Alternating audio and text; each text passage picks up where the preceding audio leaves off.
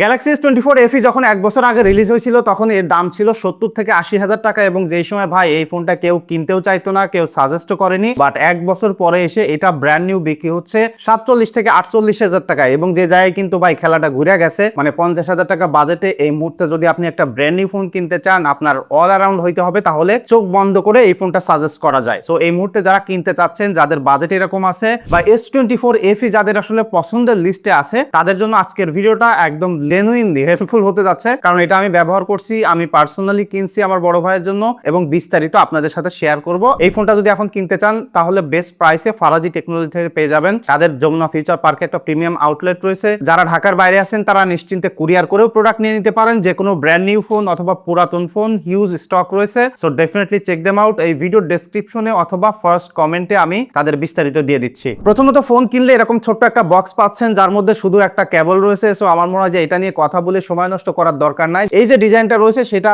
হাতে থাকলে যদি কেউ সামনে থেকে না দেখে তাহলে লিটারালি কেউ বুঝতে পারে না যে আমি কি স্যামসাং এর এ সিরিজের ফোন ব্যবহার করতেছি, এস সিরিজের নাকি এফি সিরিজের। লাইক একই ডিজাইন একই শেপের ফোন, কারণ এখানে টোটালি অ্যালুমিনিয়ামের ফ্রেম রয়েছে এবং সেই ফ্রেমটা সাইড থেকে কার্ভ করা, তো হাতের মধ্যে ধরে একদমই কমফোর্টেবল আছে। সামনে পিছনে কিন্তু গরিলা গ্লাস ভিক্টাস প্লাস ব্যবহার করা হয়েছে। তো নিঃসন্দেহে বলাই যায় যে একদম ফ্ল্যাগশিপ লেভেলের বিল্ড ম্যাটেরিয়াল এখানে ব্যবহার করা হয়েছে। IP68 এর রেটিং রয়েছে। সো পানি টানি লাগলেও কিছু হচ্ছে না। লং টাইম ধরে ব্যবহার করতে গেলে অ্যাজ ইউজুয়াল স্যামসাং এর ফোনকে আমরা যেমন ট্রাস্ট করতে পারি সেই ব্যাপারটা কিন্তু অবভিয়াসলি এখানে আছে। তবে যে জায়গায় একটু প্রবলেম মনে হইতে পারে সেটা হলো ফোনটা বেশ বাল্কিয়ার, বেশ হেভি ফিল মনে হয় আমার কাছে। বিশেষ করে যখন এটাতে আপনি কভার টভার লাগাই নেবেন তখন আরো বেশি বড় সড়ো, আরো বেশি পুরু ভারী মনে হবে হাতের মধ্যে। সো এটা একটা বড় সড়ো ফোন, এটা মাথায় রাখবেন। এবং স্যামসাং ফোনের অন্যতম কি সেলিং পয়েন্ট থাকে কিন্তু তাদের ডিসপ্লে, এবং এখানে যে ডিসপ্লেটা ব্যবহার করা হয়েছে সেটা কিন্তু 6.7 ইঞ্চির বিউটিফুল একটা ডায়নামিক 2x অ্যামোলেড ডিসপ্লে, যেখানে 120 হার্টজের রিফ্রেশ রেট রয়েছে। তবে অবভিয়াসলি এটা এলটিপিও না, 60 হার্টজ থেকে শুরু করে 120 হার্টজ পর্যন্ত যাইতে পারে এবং এখানে যে 1900 পর্যন্ত পিক ব্রাইটনেস যাইতে পারে। আমি দেখছি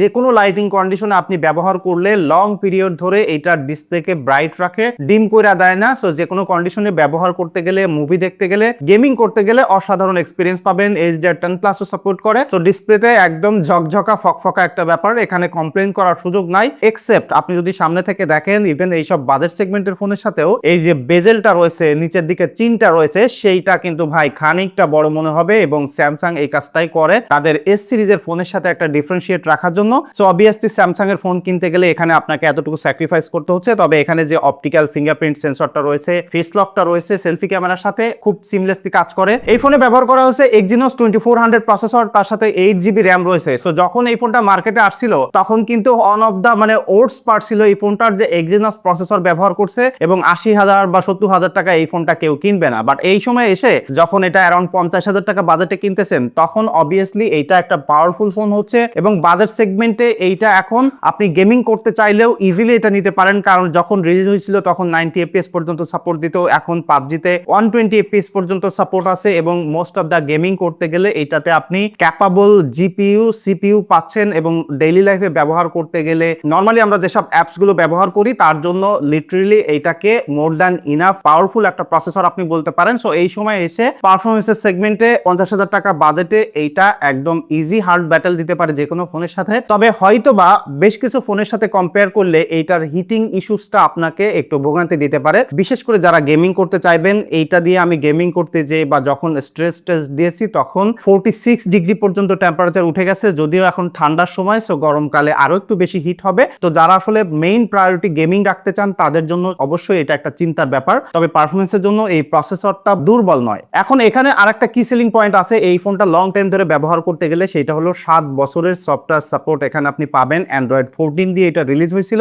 অ্যান্ড্রয়েড 21 পর্যন্ত আপনারা আপডেট পেয়ে যাবেন। সময়ের সাথে সাথে ফোনটা কিন্তু ইরিলেভেন্ট হবে না, মানে সফটওয়্যার আপডেট থাকবে, সিকিউর থাকবে এবং লেটেস্ট ফিচার গুলো পাবেন। এবং এখন গ্যালাক্সি এ এর যেসব ফিচার গুলো আছে সেগুলোও কিন্তু এখানে আপনি এনজয় করতে পারতেছেন। ফাইনালি 50,000 টাকা বাজেটের মধ্যে এই ফোনটা ওয়ান অফ দা বেস্ট না হয়ে বেস্ট হওয়ার যে কারণ সেটা হলো এটার ক্যামেরা সেটআপ। কারণ এখানে 3টা ক্যামেরা দেখতে পাচ্ছেন, যার মধ্যে 12 মেগাপিক্সেলের একটা আলট্রা ওয়াইড সেন্সর, 50 মেগাপিক্সেলের মেইন সেন্সর এবং 8 মেগাপিক্সেলের টেলিফটো লেন্স। সো নরমালি ছবি তুলতে গেলে আপনি যদি লো লাইট বলেন বা ডে লাইট বলেন, এইটার ছবি নিয়ে 100% স্যাটিসফাইড থাকবেন। বিশেষ করে বাজেট সেগমেন্টে যেসব ফোনগুলো পাবেন তার সাথে এটা কম্পেয়ার করলে। এবং স্যামসাং এর যে ফটো স্টাইল আপনারা জানেন যে ছবিটা কালারফুল থাকে, ফেসটা হালকা একটু স্মুথ করে, রেডি টু আপলোডের মতো ছবি কিন্তু এখান থেকে পায়। সো মোস্ট অফ দা মানুষ কিন্তু এই ধরনের ছবি পছন্দ করেন। সো যে কারণে আপনি এটা দিয়ে ছবি তুলতে গেলে most of the time satisfied থাকবেন। তবে যদি এর আগে স্যামসাং এর এস সিরিজের ফোন বা আপনি যদি এই বাজেটে পিক্সেল 8 প্রোর সাথে কম্পেয়ার করেন, তাহলে এটার যে আলট্রা ওয়াইড সেন্সরটা আছে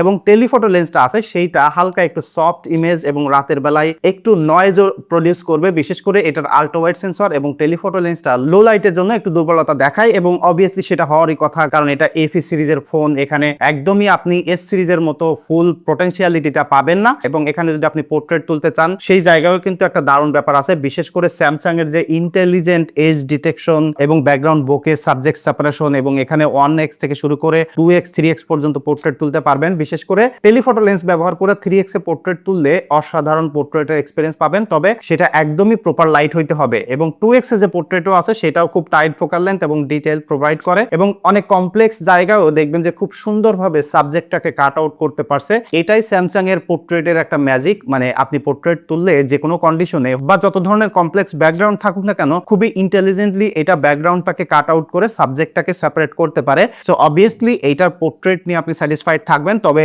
যে প্রবলেম আমি নর্মাল ফটোগ্রাফিতে বললাম যে টেলিফটো লেন্সটা একটু দুর্বল থাকার কারণে লো লাইটে একটু সফট আসে। সো আপনি যদি একদম লো লাইটে পোর্ট্রেট তুলতে যান সেক্ষেত্রে এটা ডিটেইল একটু কম পাবেন, মাঝে মাঝে ফোকাস পেতেও প্রবলেম করে। তবে আমি বিশ্বাস করি ডেইলি লাইফে ব্যবহার করতে গেলে এই জিনিসটা আপনাকে বদার করবে না। আমি হয়তো বা রেগুলার টেস্ট করতেছি, বিভিন্ন লাইট সিনারিওতে নিয়ে যাচ্ছি, যে কারণে আমার কাছে প্রবলেম মনে হচ্ছে, বাট অ্যাজ এ ইউজার হিসেবে ব্যবহার করলে আপনার কাছে এই জিনিসটা প্রবলেম মনে হবে না। এবং যদি আমি ভিডিওতে আসি, দেখেন এখানে 8K পর্যন্ত ভিডিও করতে পারবেন, তবে সেটা শুধুমাত্র মেইন সেন্সর দিয়ে এবং 4K 60 fps পর্যন্তও কিন্তু মেইন সেন্সরে আপনি শুট করতে পারবেন। তবে আপনি যদি 4K 30 fps এ শুট করেন তাহলে আলট্রা ওয়াইড থেকে শুরু করে টেলিফটো লেন্স পর্যন্ত সিমলেসলি জুম করে করে ভিডিও করতে পারবেন। ভিডিওর কোয়ালিটি দেখে এখানে বুঝতে পারতেছেন যে আলট্রা ওয়াইড এবং টেলিফটো লেন্সে অনেক ডিটেইল মিস করে। এবং লো লাইটের কথা তো বাদে দিলাম, আপনি প্রপার লাইটে ভিডিও করতে গেলেও ভিডিও কোয়ালিটি অতটা ভালো না, বিশেষ করে স্যামসাং এর এস সিরিজের ফোনের সাথে যদি আপনি কম্পেয়ার করেন। তবে এই বাজেটের ফোনের সাথে যদি আমি কম্পেয়ার করি তাহলে পিক্সেলই একমাত্র আছে যেটার সাথে আপনি কম্পেয়ার করতে পারেন। আর আইফোন 14টাও কেনেন সেটাতে বেটার ভিডিও পাবেন। তবে এই ফোনগুলো বাদে অন্যান্য যে কোনো ব্র্যান্ডের ফোনের সাথে কম্পেয়ার করলে এইটাতে বেটার ভিডিও আপনি পাবেন। একটা